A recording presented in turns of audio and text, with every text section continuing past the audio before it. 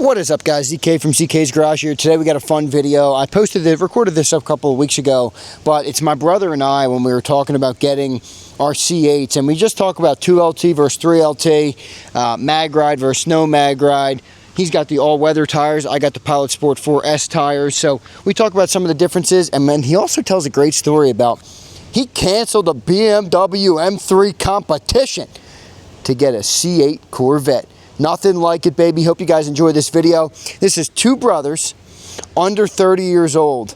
Both picked up a C8. Now, why in the world would we do that? We explain in the video. Hope you guys enjoy it.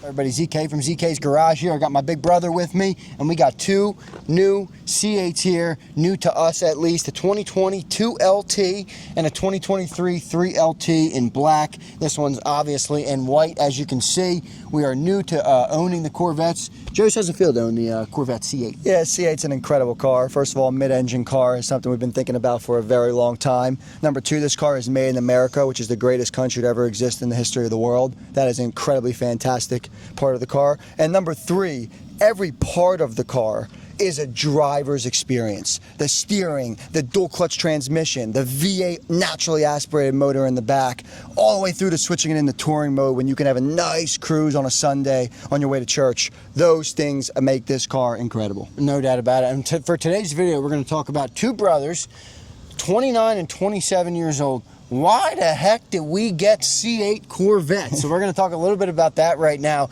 I'll give you some first thoughts are, first off, we got mid-engine glory.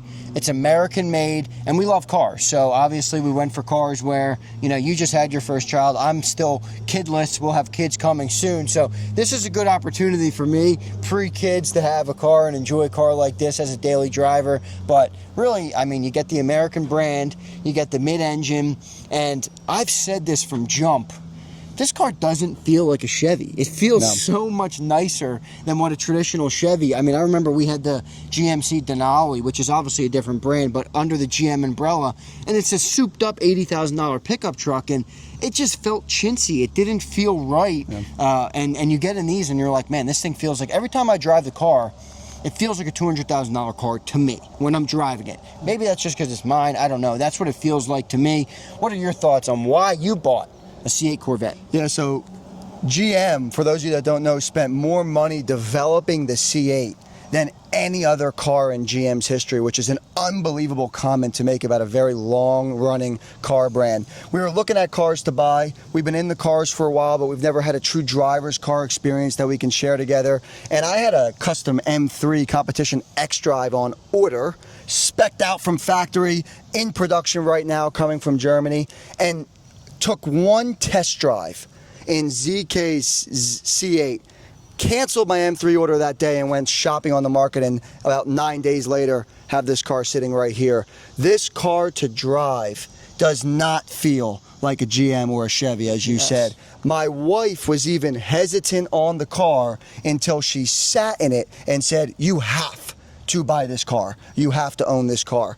That is what they have nailed with the C8. It is a car that is a driver's car. It is a car that looks incredible. It is a car that feels exotic, all while maintaining an American backbone and an affordability for most people to get into without going into hundreds of thousands of dollars on another rear engine, mid-engine. Did you hear that, BMW fanboys? Did you hear that, BMW fanboys? Em, if you could take the camera and just kind of pan around the cars. I do want to show the viewers the cars, but the BMW fanboys are seething hearing you say that. And I'm a BMW fan. I know you so are. For everyone, I've had multiple BMWs. You're a BMW I've had fan. an M3 I would classify you as a fanboy. I mean, I am in the Bimmer Club. I would classify you Post. as a fanboy. I must say, though, when you think about the value of the car you're getting, and let's not be mistaken, an M3 Competition is an incredible car. It has fast launch speed. The car puts down a lot of horsepower. There's been complaints about the weight, but it's still in that lightweight category. But when you come over to a mid-engine C8, in my opinion, being a massive BMW fan,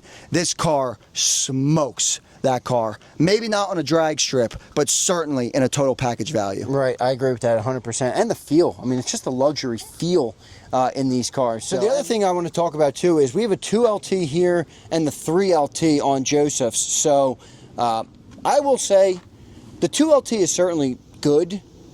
But the 3LT does add a different dimension in my estimation. Now, maybe that's just because it's not what I have, but I love the full leather. I feel like the dashboard does have a nice look. Yep. And I do love the roof panel that comes with the 3LT. You have the red stitching in there. So we can, let's just show that off real quick if you can. I know that camera can be a little funny with the roof, but the red stitching, the full leather, and the stitching on the roof there. And then once you're done checking that out, I'll have you guys look at the 2LT, and we'll just compare quickly the little bit of differences that we have in our interiors.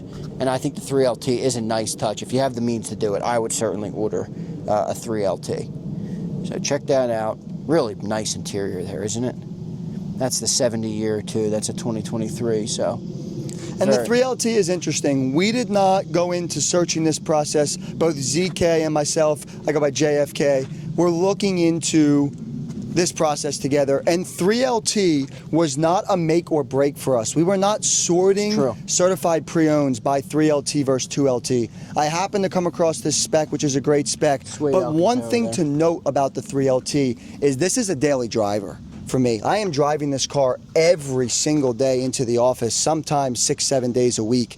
And so after really thinking about it, the 3LT is a nice upgrade, and if it's something that you can do or you can find, something absolutely worth going after. I don't think it changes the feel and performance of a C8, but it certainly is a nice luxury to add on top when you're daily driving this car, which I am. Agreed, 100%. And you guys just saw the 2LT as well here. So this is leather with suede Alcantara in the middle, which is a good feel. It's still a very luxe feel. I think the biggest difference in feel, in my opinion, is this is that like harder leather versus that's nice perforated leather, and then the leather on the wheel here, and then as I pointed out, the roof, which is much different in the 2LT versus the 3LT. But overall, not overall too much difference. There's a reason some people say minimum 2LT. You know, you want to go. I would agree with that. Yeah. I think I would go minimum 2LT. I would. The jump from 1LT to 2LT is not astronomical, and the changes are pretty big. You're right. Whereas there is debate inside the Corvette world if the jump from a 2LT to a 3LT is truly justified.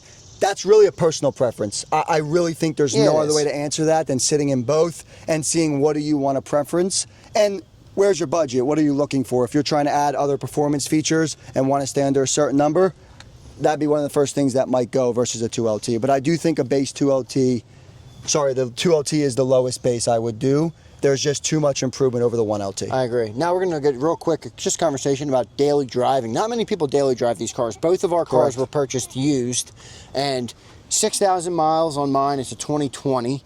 So do the math. We're in 2025. How many miles is that a year?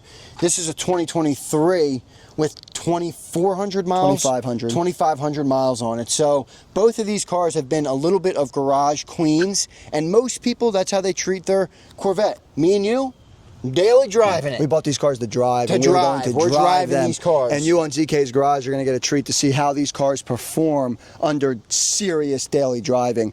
It is early inside that process, but one thing we've already identified, the comfort level inside of these cars is remarkable. I drove my dad through my car today and just really thought the switch between Z mode and Tour mode, you can have the extremes of both worlds. You can track this car, you can pull off the track, click it in the Tour, and again have a nice Sunday drive somewhere wherever you're going. And I think we'll see how things hold up. There's an interesting area on tires, the sports versus the all-weathers, on a daily driving, what that will be like. We'll look into that. We'll see how mag ride is a big factor. Mag ride in the 2LT, as you all know, no mag ride here in the 3LT. We're going to compare those two, and we'll do more depth analysis there. But I think personally the notion, and I'm fine to upset some people in the community here, this is a daily driver.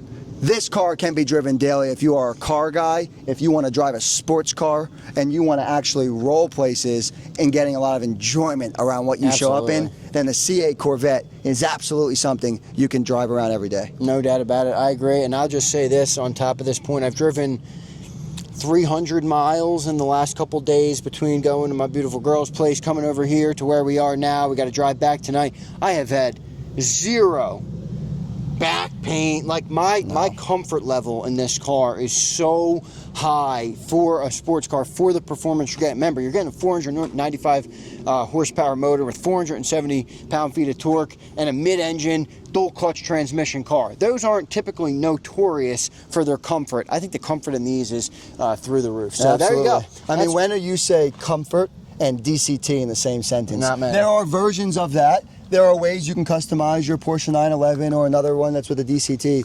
But for where these are, that comment right there, the comfort with a DCT, mid-engine, 495 and the horsepower, no doubt, is an incredible combination. No doubt. There you guys have it.